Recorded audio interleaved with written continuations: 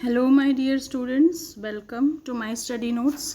मैं हूं मीरा चावड़ा और इस वीडियो में मैं बायोलॉजी का टॉपिक हेटरोट्रॉफिक न्यूट्रिशन और रेस्पिरेशन के कुछ MCQs हैं जो मैं डिस्कस कर रही हूं।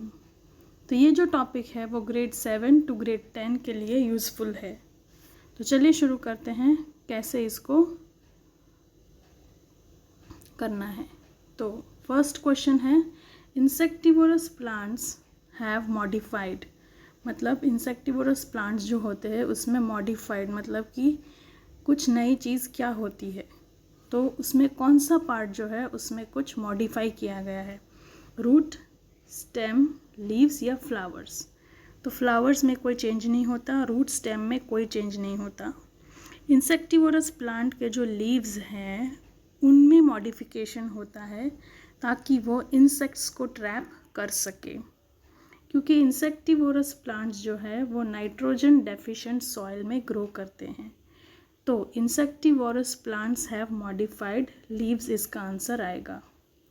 Second question, parasitic plants have specialized. Parasitic plant वो प्लांट हैं जो ग्रीन प्लांट्स में से रेडीमेड न्यूट्रिएंट्स को सक करते हैं। तो पैरासिटिक प्लांट्स के अंदर मॉडिफाइड रूट्स होते हैं जिसको कि हम हॉस्टोरिया कहते हैं, जो ग्रीन प्लांट्स में से न्यूट्रिएंट्स को एब्जॉर्ब कर लेते हैं। चलिए मूव ऑन करते हैं थर्ड क्वेश्चन पे। Nutrition in which organism feed on dead remains of other organism. तो जिस न्यूट्रिशन की मेथड जिसमें कि एक ऑर्गेनिज्म दूसरे ऑर्गेनिज्म की डेड बॉडी पे फीड करते हैं, उस टाइप के न्यूट्रिशन को क्या कहते हैं, सैप्रोफाइटिक न्यूट्रिशन। तो पैरासिटिक न्यूट्रिशन मैंने समझाया ऊपर, यहाँ पे जो है सिम्बायोटिक मतलब वो न्यूट्रिशन जिसमें दोनों ऑर्गेनिज्म को इक्वली बेनिफिट मिलता है। तो यहाँ पे जो होगा वो सैप्रोफाइटिक न्यूट्रिशन होगा।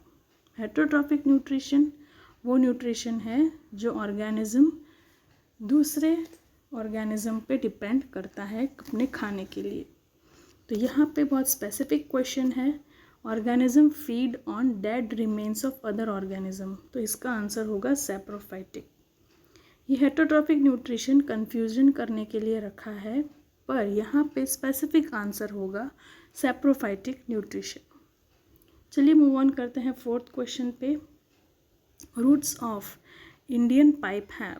तो इंडियन पाइप प्लांट जो है उसमें क्लोरोफिल नहीं होता है, तो उसके रूट्स में फंजाई रहती है जो न्यूट्रिशन को एब्जॉर्ब करने में हेल्प करती है, क्योंकि फंजाई जो है वो डेड ऑर्गेनिज्म और प्लांट्स की बॉडी को सिंपल फॉर्म में कन्वर्ट करती है, और ये सिंपल फॉर्म इंडियन पाइप के रूट्स एब्जॉर्ब कर लेते हैं।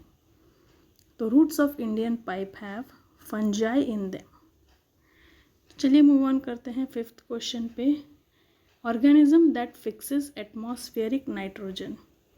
तो इसमें से कौन सा ऑर्गेनिज्म है जो एटमॉस्फेरिक नाइट्रोजन को फिक्स करता है। फिक्स करना मतलब एटमॉस्फेयर के नाइट्रोजन को लेके उसको नाइट्रेट्स और नाइट्रेट्स में कन्वर्ट करता है ताकि प्लांट इजीली उसको एब्जॉर्ब कर पाए।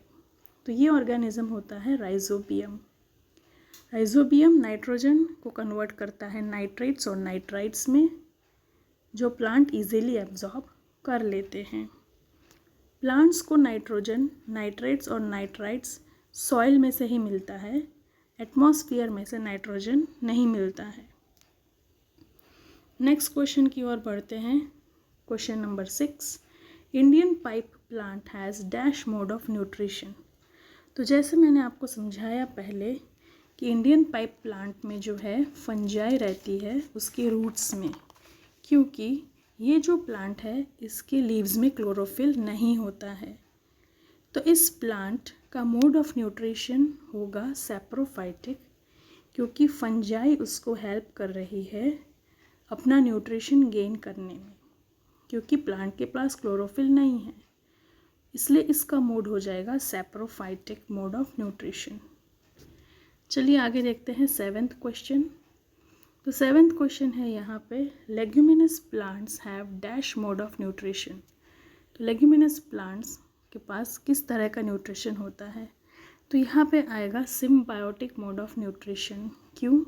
क्योंकि लेग्यूमिनस प्लांट के रूट्स के अंदर नोड्यूल्स होते हैं। इस तरह के जो रूट्स होते हैं उसमें राउंड राउंड ऐसे नोड्यूल्स बने होते हैं यहाँ पे, और इस नोड्यूल्स में राइजोबियम बैक्टीरिया रहता है जो एटमॉस्फेयर के नाइट्रोजन को फिक्स करता है, और फिक्स करने के बाद वो लेग्यूमिनस प्लांट को इजीली अवेलेबल हो जाता है। तो यहाँ पे लेग्यूमिनस प्लांट का होगा symbiotic nutrients form of nutrition. Next आते हैं 8th क्वेश्चन में, insectivorous plants grow in soil deficient in. तो इंसेक्टिवोरस प्लांट जो है वो नाइट्रोजन डेफिशिएंट सॉइल में ग्रो करते हैं, मतलब कि उस सॉइल में नाइट्रोजन की कमी होती है। डेफिशिएंट मतलब कमी। नाइट्रोजन की कमी होने से सॉइल में इंसेक्टिवोरस प्लांट के लीव्स मॉडिफाई हो जाता है और इंसेक्ट ट्रैप करते हैं, और उस ट्रैप्ड इंसेक्ट को डाइजेस्ट करके नाइट्रोजन की रिक्वायरमेंट फुलफिल करते हैं। तो इसका आंसर होगा नाइट्रोजन। चलिए आगे बढ़ते हैं नेक्स्ट क्वेश्चन में, which of the following is not formed in aerobic respiration. Aerobic respiration क्या होता है? वो रेस्पिरेशन जो ऑक्सीजन की प्रेजेंस में होता है। ऑक्सीजन की प्रेजेंस में ग्लूकोज जो है वो कम्प्लीटली ऑक्सीडाइज हो जाता है, तो कार्बन डाइऑक्साइड, वाटर और एटीपी मॉलिक्यूल्स बनाता है, पर इथेनॉल नहीं बनता है। तो यहाँ पे क्वेश्चन है, which of the following is not formed in aerobic respiration, मतलब एरोबिक रेस्पिरेशन में क्या नहीं बनता है? तो इसका आंसर होगा D, ethanol. Next 10th question पे आते हैं, which of the following is not formed in anaerobic respiration. Anaerobic respiration में ग्लूकोज ऑक्सीजन के बिना ऑक्सीडाइज होता है, तो इसमें ग्लूकोज कम्प्लीटली ऑक्सीडाइज नहीं हो पाता है, तो इसलिए वो कार्बन डाइऑक्साइड, वाटर, इथेनॉल बनाता है, पर 38 एटीपी मॉलिक्यूल्स नहीं बन पाते हैं एनारोबिक रेस्पिरेशन में। तो इसका आंसर होगा 38 एटीपी मॉलिक्यूल्स। नेक्स्ट देखते हैं 11th question, this process is not carried out by plants during the night. Night time में ये कौन सा प्रोसेस नहीं होता है? तो ट्रांसपिरेशन तो हमेशा होता है, रेस्पिरेशन भी हमेशा होता है। दूसरा कौन सा प्रोसेस जो नहीं होता है वो है फोटोसिंथेसिस। नाइट में सनलाइट नहीं होती है, तो इसलिए इसका आंसर होगा फोटोसिंथेसिस। यहाँ पे ये ट्रांसपोर्टेशन आएगा जो नाइट में भी चलता है। ये डी ऑप्शन रॉन्ग है, यहाँ पे ट्रांसपोर्टेशन होगा यहाँ पे। तो जो प्रोसेस रात को नहीं होता है वो है फोटोसिंथेसिस। तो आई होप आपको ये क्लियर हो रहा है कि ये क्वेश्चंस कैसे सॉल्व करते हैं। चलिए आगे देखते हैं 12th क्वेश्चन को, food is manufactured in plants by this process. Food जो है वो किस से बनता है प्लांट में, कौन सी प्रोसेस से फूड बनता है? तो है फोटोसिंथेसिस। रेस्पिरेशन से एनर्जी बनती है, ट्रांसपोर्टेशन से वाटर और फूड ट्रांसपोर्ट होते हैं, ट्रांसपिरेशन प्रोसेस से एक्सेस वाटर जो है वो स्टोमेटा से बाहर निकलता है। तो यहाँ पे इस क्वेश्चन का करेक्ट आंसर है फोटोसिंथेसिस। नेक्स्ट क्वेश्चन की ओर बढ़ते हैं 13th question, this gas is used during photosynthesis. कौन सी गैस फोटोसिंथेसिस के लिए यूज़ हो जाती है?